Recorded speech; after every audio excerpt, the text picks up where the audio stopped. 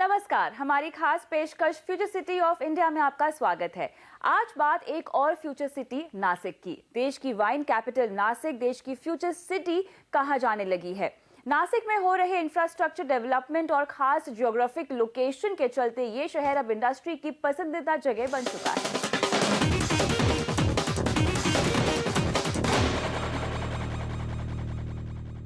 नासिक देश के सबसे तेजी से विकसित होते शहरों में शुमार है। भारत के जिन शहरों को हम फ्यूचर सिटी मानते हैं उनमें से निश्चित तौर पर नासिक एक है, क्योंकि नासिक के पास सांस्कृतिक और धार्मिक धरोहर है ही।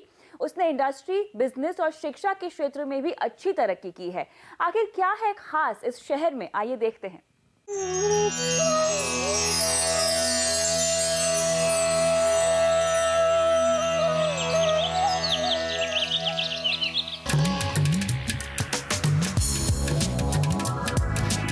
15 लाख से ज्यादा आबादी वाला नासिक शहर मुंबई और पुणे के बाद महाराष्ट्र का तीसरा बड़ा शहर है।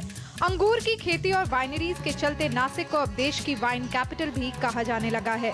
360 वर्ग किलोमीटर में फैला नासिक शहर जनसंख्या के मामले में देश में 11वें नंबर पर आता है। नासिक की पिछले एक दशक की आर्थिक तरक्की के आधार पर अंतर्राष्ट्रीय global think tank the city mayors council ने नासिक को दुनिया का 16वां सबसे तेजी से विकसित होता शहर माना है। यहाँ नासिक टर्मिनस होना चाहिए।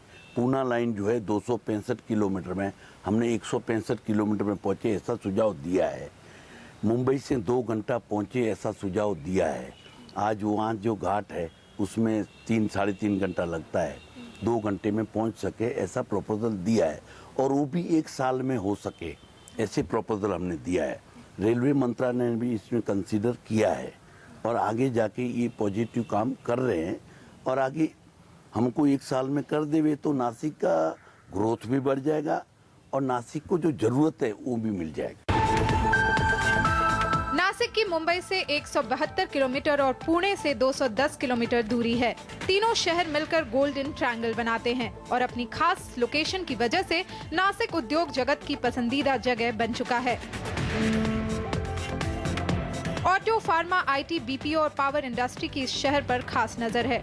नासिक को Delhi Mumbai industrial corridor investment region में शामिल किया गया है। इससे आने वाले दिनों में यहाँ भारी तादाद में देशी विदेशी इन्वेस्टमेंट की संभावना है। इंडिया में सबसे पहले कोऑपरेटिव इंडस्ट्रियल एस्टेट यहाँ पे जो हुआ है उसकी शुरुआत हुई, और आज अगर देखा जाए तो ना कि बल्कि सातपुर, अंबड़, सिन्नर, बल्कि नासिक डिस्ट्रिक्ट के पूरे कोने में 8 जगह पे यहाँ ऐसी मेजर इंडस्ट्रियलाइजेशन हुआ है, और करीबन 8,500 इंडस्ट्रीज़ यहाँ पे हर सेक्टर में, वो इंजीनियरिंग में है, वो ऑटोमोबाइल इंजीनियरिंग में है, वो इलेक्ट्रिकल इंजीनियरिंग में है, इलेक्ट्रिकल पैनल मैन्युफैक्चरिंग में है, प्लास्टिक में है, ऐसे सारे सेक्टर की इंडस्ट्री यहाँ पे काम कर रही है। नासिक महाराष्ट्र का तीसरा सबसे बड़ा शहर है। ये शहर प्रदेश के बाकी सभी शहरों से कई मायनों में अलग है। गोदावरी नदी के तट पर बसे इस शहर में धर्म, कला, संस्कृति और कारोबार का शानदार मेल है। पंचवटी इलाका वही वो जगह माना जाता है जहां भगवान राम ने अपना वनवास बिताया था। गोदावरी नदी का उद्गम नासिक के पास त्र्यंबकेश्वर से हुआ है। नासिक की गिनती हरिद्वार, इलाहाबाद और उज्जैन जैसे पवित्र धार्मिक नगरियों में होती है। ये उन 4 शहरों में शुमार होता है जहां हर 12 साल बाद कुंभ का आयोजन होता है और लाखों लोग गोदावरी में स्नान करने आते हैं। 2015 में यहाँ कुंभ का आयोजन होना है और इसकी तैयारियां जोरों पर हैं। नासिक और उसके आसपास 100 से ज्यादा प्राचीन मंदिर है। त्र्यंबकेश्वर का शिव मंदिर और कालराम मंदिर में हर साल लाखों श्रद्धालु दर्शन को आते हैं। शिरडी, त्र्यंबकेश्वर और शनि सिग्नापुर करीब होने से नासिक में धार्मिक पर्यटन बहुत तेजी से बढ़ रहा है। तो सारी बातें ऐसी जो नासिक की संभावनाएं को और बढ़ाता है। श्रीमी चौधरी, नासिक। नासिक महाराष्ट्र की अर्थव्यवस्था में बड़ा और अहम स्थान रखता है। ये राज्य का तीसरा सबसे ज्यादा इंडस्ट्री वाला शहर है। 12 साल में एक बार होने वाले महाकुंभ की वजह से इस शहर में टूरिज्म तो एक बड़ा सेक्टर है ही, अब एजुकेशन, आईटी जैसे बड़े सेक्टर भी यहाँ पर अपने पैर पसार रहे हैं। इस ग्रोथ को सपोर्ट करने के लिए शहर के इंफ्रास्ट्रक्चर पर काफी काम हो रहा है। सड़कें चौड़ी की जा रही है और साथ ही शहर को इसी साल नया एयरपोर्ट टर्मिनल मिल गया है। नासिक महाराष्ट्र के गोल्डन ट्रायंगल में से एक है, क्योंकि ये मुंबई और पुणे दोनों से 200 किलोमीटर की दूरी पर है। खास बात यह है कि नासिक मुंबई, आगरा और नासिक पुणे को जोड़ने वाली नेशनल हाईवे पर है, जिसकी वजह से शहर की रोड कनेक्टिविटी काफी अच्छी है। इतना ही नहीं, नासिक से राज्य की 4 लेन वाली हाईवे गुजरती है, जो औरंगाबाद और आगे गुजरात को जोड़ती है।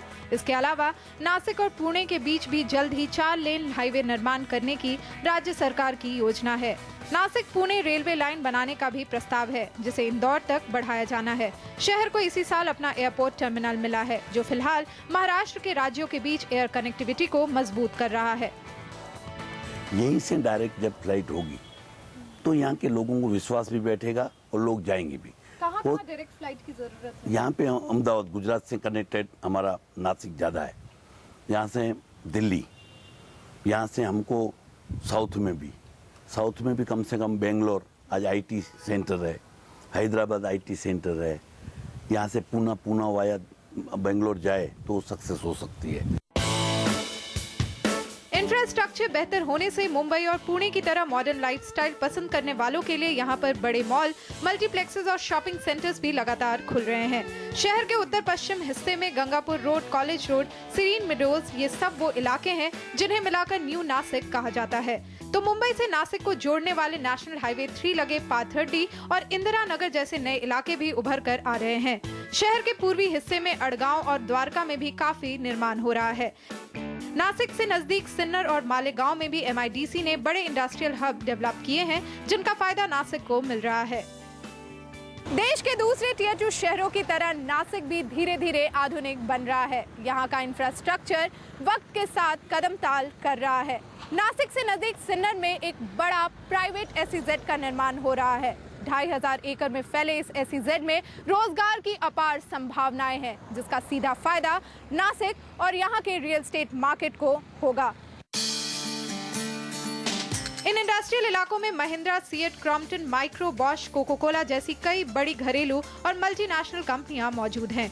नासिक में IT इंडस्ट्री भी अपने पैर जमाने की कोशिश कर रही है। यहाँ के द्वारका इलाके में वेस्कॉन IT पार्क से इसकी शुरुआत हो चुकी है और अंबड में आनंद महिंद्रा IT पार्क का निर्माण चल रहा है। हिंदुस्तान एरोनॉटिक्स लिमिटेड और सिक्योरिटी नोट प्रेस जैसे संस्थान पहले से ही मौजूद हैं, जो हजारों लोगों को रोजगार देते हैं। यहाँ पे जो DMIC और DMFC, जो Japanese government and world bank का फंडेड जो प्रोजेक्ट है इंडियन गवर्नमेंट का, वो प्रोजेक्ट में नासिक के 3 टाउन्स आ रहे हैं, जिसमें सिन्नर, नासिक एंड इगतपुरी, ये 3 टाउन आने की वजह से उसका डेवलपमेंट अगर देखा जाए तो जो होने वाला है, और जो महाराष्ट्र में 67 SEZs बनने जा रहे हैं, उसमें से इंडिया बुल ये ऐसा SEZ है जो एकमात्र SEZ है जो मल्टीपल प्रोडक्ट SEZ है। नासिक डिस्ट्रिक्ट में इंडस्ट्रियलाइजेशन के लिए जो जगह गवर्नमेंट ने रखी है वो 7500 हेक्टर, इतनी लैंड आज इंडस्ट्रियलाइजेशन के लिए रिजर्व है। यहाँ से नजदीक एक लहरा में मौजूद थर्मल पावर प्लांट शहर की बिजली के लिए पर्याप्त है। तो वहीं अकेले नासिक में 23 डैम होने के चलते नासिक में कई दशकों तक पानी की जरूरत पूरी करने की क्षमता है। नासिक से ही राज्य के दूसरे, खासतौर से मुंबई में पानी सप्लाई किया जाता है। धीरे धीरे ही सही, ये शहर इंडस्ट्री और इन्वेस्टमेंट को खींचने का एक बड़ा आकर्षण बनता जा रहा है। श्रीमी चौधरी, नासिक। ये कहना गलत नहीं होगा कि नासिक ने भारत को वाइन प्रोड्यूसर नेशन की ख्याति दिलाई है। अकेले नासिक में करीब 36 वर्ल्ड क्लास वाइनरी मौजूद हैं। यहाँ करीब 10,000 टन सालाना अंगूर की खेती होती है। देश में वाइन इंडस्ट्री को नाम दिलाने में सुला वाइन यार्ड्स का बड़ा योगदान है। सुला ने वाइन को तो प्रमोट किया ही है, उसके साथ साथ नासिक में वाइन टूरिज्म को भी बढ़ावा दिया है।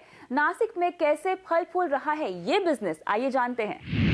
एक तरफ नासिक जहां अपने प्याज के लिए मशहूर है, वहीं नासिक को देश का वाइन कैपिटल भी कहा जाता है। यहां अंगूर की बड़े पैमाने पर खेती होती है, जिसकी वजह से बड़ी तादाद में यहां विनयार्ड्स मौजूद हैं, जहां हर किस्म की नेचुरल वाइन तैयार की जाती है। नासिक सिर्फ महाराष्ट्र का ही नहीं बल्कि भारत में वाइन बनाने का गढ़ माना जाता है।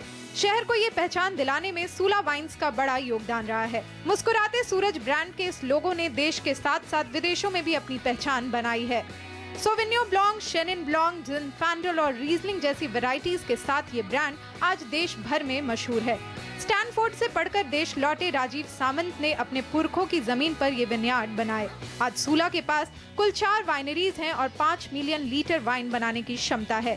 कंपनी के विनयार्ड्स 1800 एकड़ में फैले हैं और अब तक सूला ने 23 ब्रांड्स का पोर्टफोलियो तैयार कर लिया है।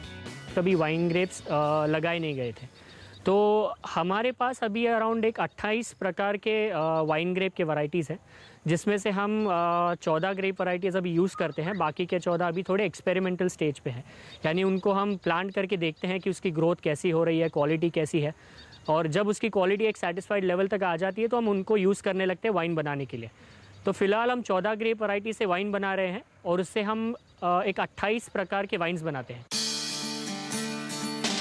नासिक का अंगूर की खेती के लिए अनुकूल मौसम ने ही सूला विनयार्ड्स को आज देश का नंबर 1 वाइन प्रोड्यूसर बनाया है। इतना ही नहीं, नासिक से ही देश में वाइन टूरिज्म का चलन शुरू हुआ, जो अब तक सिर्फ यूरोपीय देशों में ही मशहूर था, और इसकी शुरुआत भी सूला से ही हुई। अपने खूबसूरत विनयार्ड्स में खास वाइन टेस्टिंग वीकेंड्स का आयोजन कर सूला ने नासिक को घरेलू और विदेशी टूरिस्टों के लिए एक नए डेस्टिनेशन के तौर पर स्थापित किया है। यही वजह है कि नासिक अपनी दूसरी पॉपुलर इंडस्ट्री की तरह वाइन इंडस्ट्री के लिए भी उतना ही मशहूर हो गया है।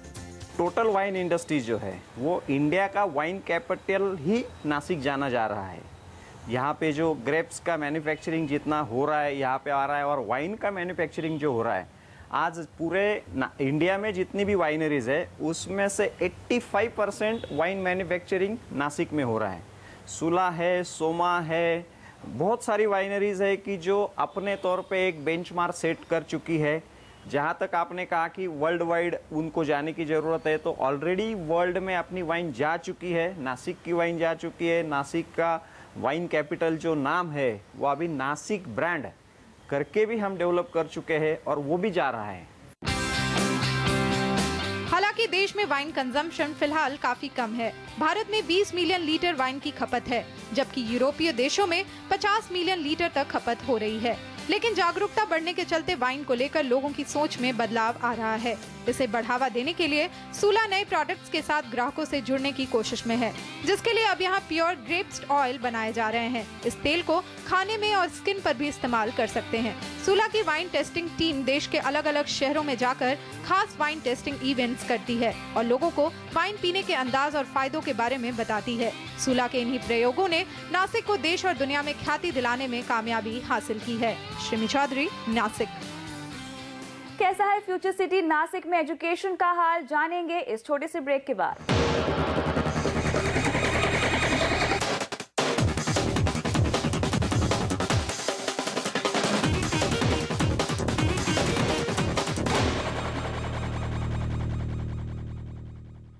किसी भी शहर को फ्यूचर सिटी के तौर पर प्रोजेक्ट करने की जरूरी शर्तों में से शहर का मजबूत एजुकेशनल स्ट्रक्चर अहम है। इस मामले में भी नासिक किसी बड़े शहर से कम नहीं है। हाल के वर्षों में शहर में स्कूल, कॉलेज और दूसरे इंस्टीट्यूट तेजी से खुल रहे हैं। कुछ सरकार ने खोले हैं तो कई प्राइवेट हैं। पुणे के बाद नासिक देश के नक्शे पर एक बड़े एजुकेशन हब के तौर पर उभर कर आ रहा है।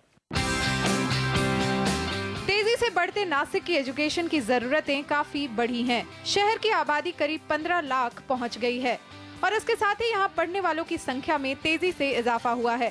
इस जरूरत को पूरा करने के लिए पिछले कुछ सालों में यहां कई बड़े कॉलेज खुले हैं।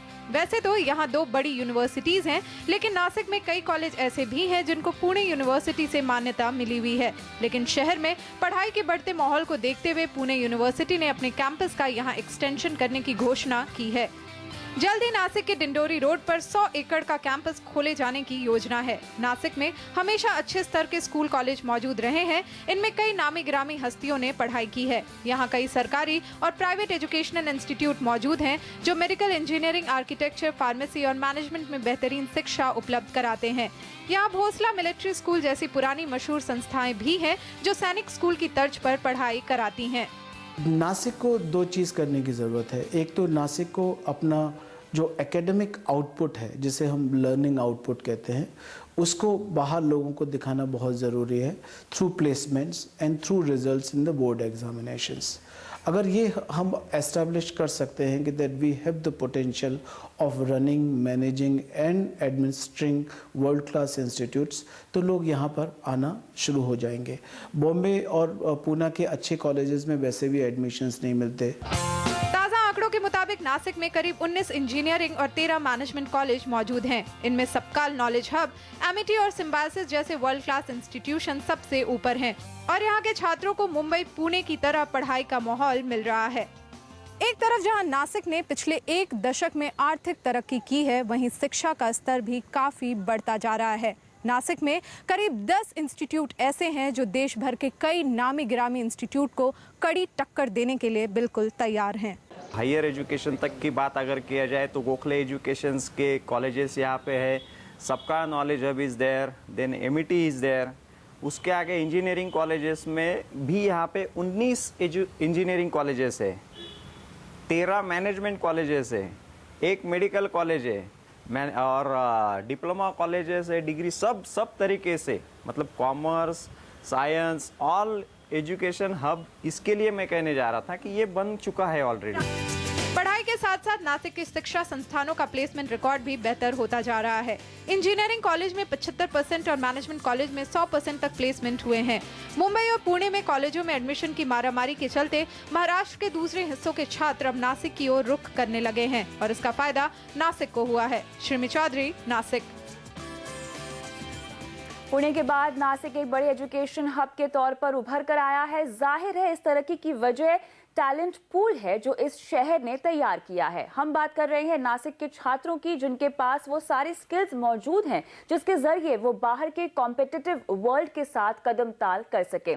शहर का शिक्षा स्तर कैसे छात्रों को तैयार कर रहा है, ये जानने के लिए सकपाल नॉलेज हब के कुछ छात्रों से बात की हमारी संवाददाता श्रीमी चौधरी ने। नासिक को फ्यूचर सिटी ऑफ इंडिया के तौर पर देखा जा रहा है। पिछले 10 साल में इस शहर ने काफी आर्थिक तरक्की की है, लेकिन यहाँ के एजुकेशन सेक्टर में भी काफी अच्छा सुधार आया है।